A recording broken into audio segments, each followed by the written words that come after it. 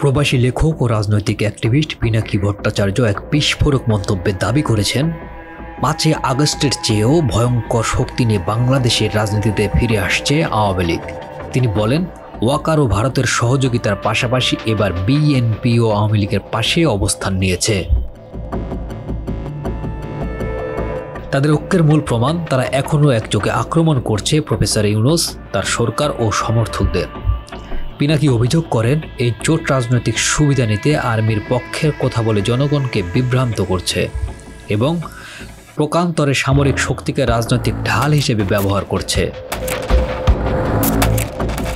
তার ভাষায়, ইউনূসকে হুমকি দেওয়া হচ্ছে, আন্দোলনের হুমকি আসছে বিএনপির দিক থেকেই। রাজপথ ও সচিবালয়ের বিক্ষোভে বিএনপির সক্রিয়তা প্রশ্ন তুলছে, এই শক্তি তারা হঠাৎ কোথা থেকে পেল? আওয়ামী লীগকে নিষিদ্ধ করার পর দেশ ও বিদেশে কৃত্রিম যুদ্ধ সৃষ্টি করা হয়েছে, আর বিএনপি সে রাজনীতির সুবিধাভোগী অংশীদার। তিনি সতর্ক করে বলেন, আওয়ামী লীগ গণহত্যা নিয়ে ইতিহাসে ধ্বংস হবে এবং বিএনপি এই আওয়ামী লীগ সহযোগী রাজনীতির দায় থেকে রেহাই পাবে না।